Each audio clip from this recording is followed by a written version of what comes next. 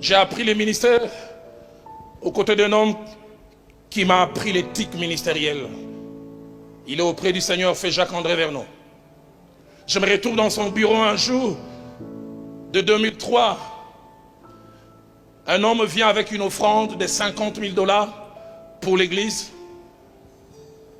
Et puis, il donne 500 $ à mon pasteur. Il dit, 50 000, Dieu m'a demandé de donner par rapport à l'appel que vous avez lancé, la mission et tout ce que vous voudriez faire. Mais ces 500, c'est pour toi. Il s'est mis à gratter la tête. Mais Dalo, je ne l'avais pas prévu, puisqu'il est là. Il a cherché un 100 $, il m'a donné. Et le feu Jacques-André Vernon m'a regardé et dit, Dalo, si tu veux durer dans le ministère, voilà comment tu dois te comporter. 13 ans après, je me retrouve moi-même pasteur. Et on lance un appel de fonds pour acheter la parcelle où il y a l'église que dirige le pasteur Atoms aujourd'hui. 340 000 $. Une femme avait souscrit pour 15 000 $. Et puis elle toque au bureau ce jour-là. Elle entre. Il dit, pasteur, j'avais souscrit pour 15 000 $. Mais j'ai 5 000 $ pour l'achat du terrain. Et puis j'ai aussi 500 $ pour toi. J'avais appris par un modèle. J'ai appelé mon assistant qui est là à Milan. Je dis, Milan, amène un reçu. Fais-le pour ces dames. Pour les 5 000. Et je dis, les 500, ça c'est pour moi. Et j'ai prié pour ces dames. Amen. Au lieu qu'elle parte, elle part bas. Elle dit, fais partir Milan. Quand Milan part, elle dit, ça fait 1 année et demie, je viens à Philadelphie, mais je suis converti il y a 5 ans. Dans l'église où j'étais avant. Et les 5 000. Et les 500. Allaient partir dans la même direction. La poche du pasteur, mais je me rends compte que tu es différent. J'aimerais être sincère, j'avais amené les 15 000, mais je voulais vérifier si tu n'étais pas comme mon pasteur d'avant. Et elle a ajouté les 10 000, et j'ai encore appelé Milan. 3 semaines après, elle vient dans mon bureau, Alexandre, et elle donne 7 000. Elle dit, papa, ça c'est pour toi, consomme, n'appelle pas Milan.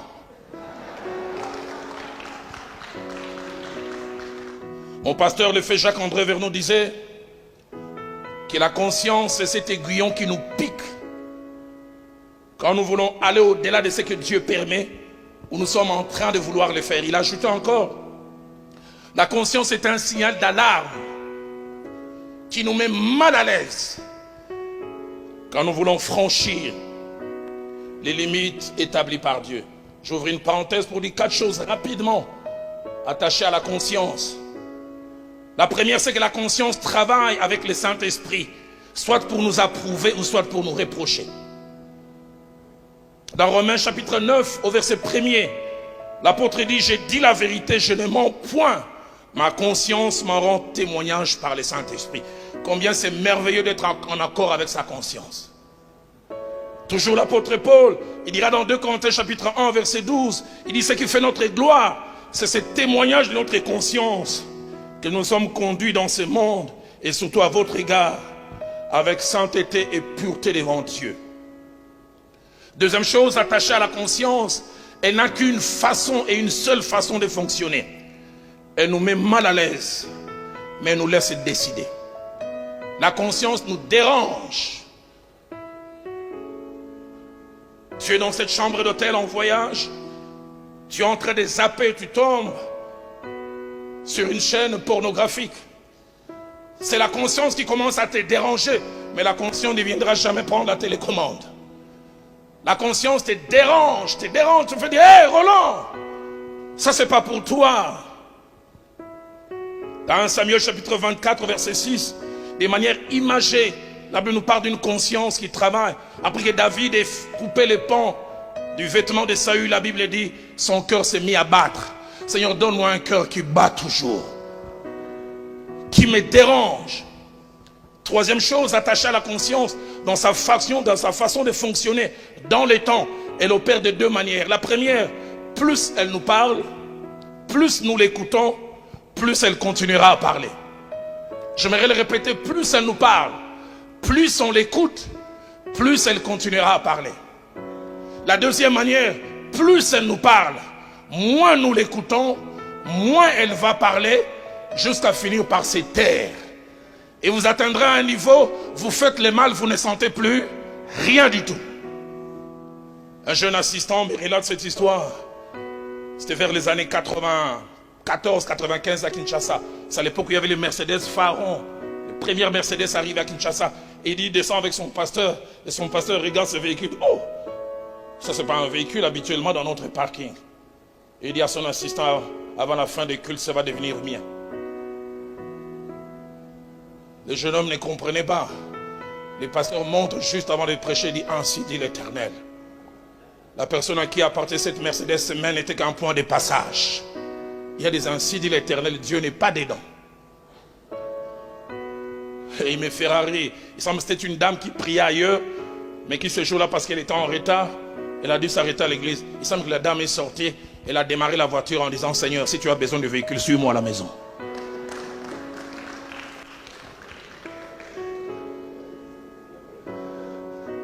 Puisque c'est le Seigneur qui dit, comment on peut voler à côté de Jésus? Je pense, ça c'est moi, j'ai une imagination fertile. Quand Jésus-Christ, la parole de connaissance commençait à fonctionner, il regardait la femme, il dit, tu as eu 5 maris, Judas faisait ceci. Qui ne voit pas le mien. Donc une dernière chose que je veux dire en rapport avec la conscience. La perte de la conscience n'est jamais sans conséquence. Jamais. 1 Timothée 1er verset 19 à 20, l'apôtre Paul donne ses précieux conseils à son fils dans la foi. Il dit, combat les bons combats en gardant une bonne conscience. Et il termine en ajoutant, quelques-uns l'ont perdu et ils ont fait naufrage quant à la foi. On ne perd jamais la bonne conscience en restant dans la foi. La grande question c'est, qu'est-ce donc l'amour de l'argent? Avant de répondre à cette question et de conclure, je voudrais dire un certain nombre de choses. La première, en devenant enfant de Dieu, même serviteur de Dieu, nous ne cessons pas d'avoir de besoins matériels et financiers. Deuxièmement, en tant qu'enfant de Dieu, même serviteur de Dieu, il ne nous est pas interdit d'aimer certaines choses. Des qualités.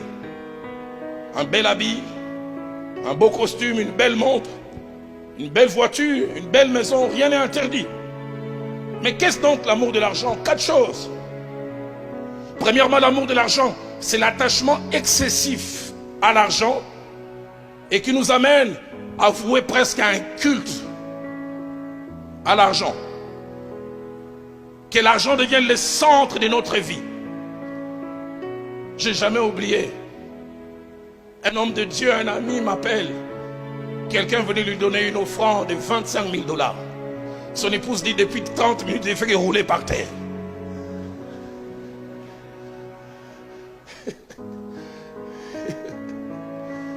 Colossiens chapitre 3 verset 5 parle de la cupidité ou de l'amour de l'argent comme de l'idolâtrie. Deuxième réponse, qu'est-ce donc l'amour de l'argent? C'est avoir son bonheur, sa quiétude et sa paix liée à la présence ou à l'absence de l'argent. Quand tu as péché, tu n'as pas l'air aussi triste. Mais quand tu manques l'argent, même les aveugles voient ta tristesse. Tu es abattu à un niveau. Et troisièmement, l'amour de l'argent, c'est avoir des dispositions à utiliser n'importe quel moyen et n'importe quelle méthode, même contraire à la volonté de Dieu, pour avoir de l'argent. Aujourd'hui, c'est la manipulation et toutes sortes de choses pourvu qu'on puisse avoir. Disposition à utiliser n'importe quel moyen et quelle méthode, même contraire à la volonté de Dieu. Quatrième et dernière chose, attaché à l'amour de l'argent, n'avoir que l'argent comme finalité pour le ministère. Ça fait 33 ans que je sers le Seigneur. J'ai appris le ministère aux côtés d'un homme qui m'a discipliné. En 2005, je suis invité par une église en Afrique du Sud. Le pasteur m'a dit, paye les billets, je vais te rembourser. Une grande église. Je paye les billets. Je prêche durant 3 jours. Et en plus, le 3e jour, il lance une offrande en mon nom. Et j'ai vu comment les gens affluaient. Et le lundi, il va me déposer à l'aéroport, j'étais avec mon épouse. On veut prendre l'avion, Viviane me demande, Roland, est-ce qu'il t'a donné quelque chose? Je dis non, il a oublié.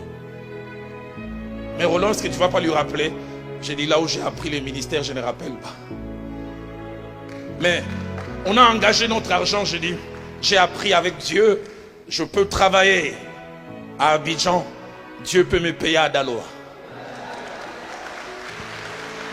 Je peux s'aimer à Abidjan et Dieu va aller me faire du bien même à Kinshasa. Et vous savez quoi, j'ai pris l'avion 2005 jusqu'aujourd'hui. Jusqu'aujourd'hui, j'ai jamais su. Il avait oublié.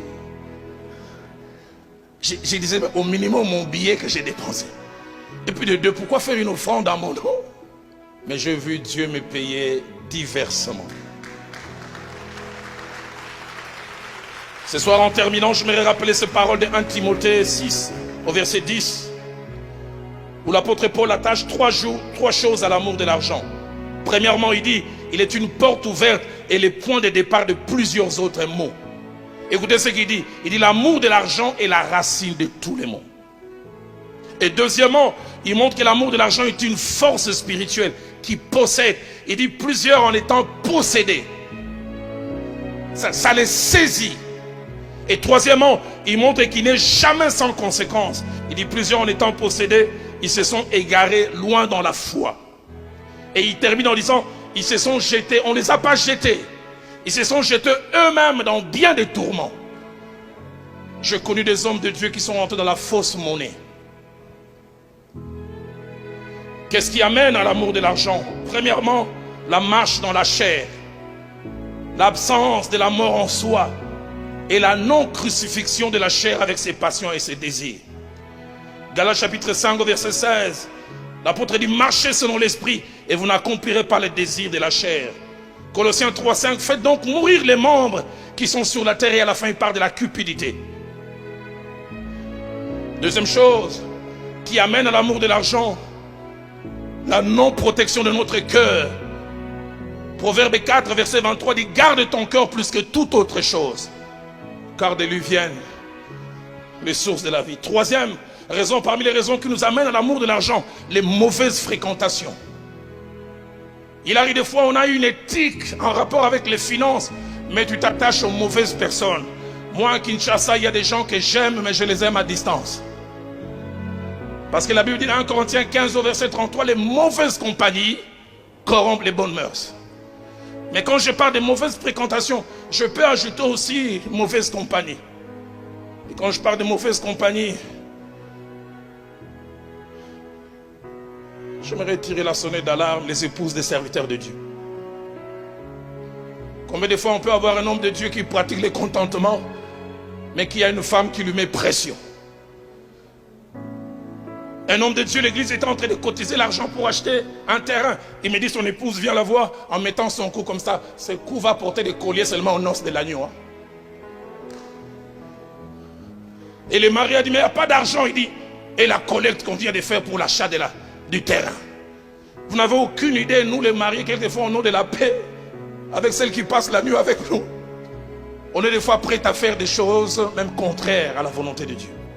1 Roi chapitre 21 au verset 25 par des Jézabel qui excitaient Akab. Parce que la Bible dit, il n'y a personne qui se soit vendu au mal comme Akab, mais c'est Jézabel qui...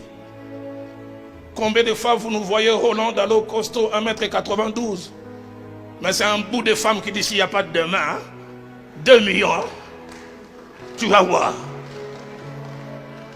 Et tu verras, je commence à provoquer des prophéties inexistantes. Les tout faut amener madame à Dubaï. Et dernière des choses, parmi les choses qui provoquent l'amour de l'argent, c'est l'absence de contentement. L'absence de contentement. Mon pasteur enseignant sur le contentement a dit ces vérités avec lesquelles je vais conclure. Premièrement, le contentement n'est pas un manque d'ambition.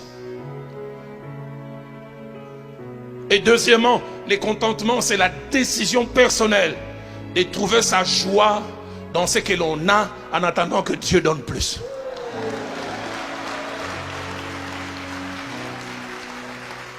Je décide de trouver ma joie dans ce que j'ai.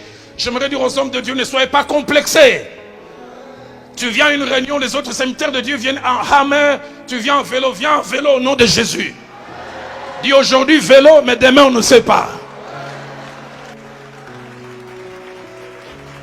Une fois, j'étais à New Delhi. J'avais accompagné mon épouse, on devait rentrer à Kiev. Et je me suis retrouvé avec 5 autres serviteurs de Dieu de Kinshasa. Et j'étais en classe économique. Et puis on annonce, les vols au New Delhi, Addis Abeba va embarquer, comme ça arrive souvent. Les passagers en first class et en business sont appelés à embarquer en premier. Et tous ces 5 amis ont pris leur clic et clac, ils partaient. L'un m'a demandé, Roland, j'ai dit non, je suis en économie. Ça n'a pas fait un problème. C'est quand les 5 sont partis que je vis un jeune homme de chez nous. Il m'avait dit, papa, mais les gens de ton niveau sont partis. Pourquoi toi tu es resté? J'ai dit, j'ai un billet en économie. Il dit, tu es encore à ce niveau-là. C'est le niveau de mes revenus en ce moment-là. Et je n'avais aucun complexe. Seigneur, donne-nous des hommes qui pratiquent le contentement. Avant-dernière chose, la Bible attache un profit au contentement. 1 Timothée 6, verset 6 dit, c'est une grande source de gain qu'est la piété avec le contentement. 4e chose, le contentement et sa pratique sont un choix que nous devons faire. Que nous nous imposons nous-mêmes. Je décide de me contenter de ça. Proverbe 15, verset 16 dit, mieux vaut peu avec la crainte de l'Éternel qu'un grand trésor avec les troubles. Proverbe 16, au verset 8 dit, mieux vaut peu avec la justice que de grands revenus avec l'injustice. Proverbe 28, verset 6 dit, mieux vaut le pauvre qui marche dans son intégrité que celui qui a des voies tortueuses et qui est riche.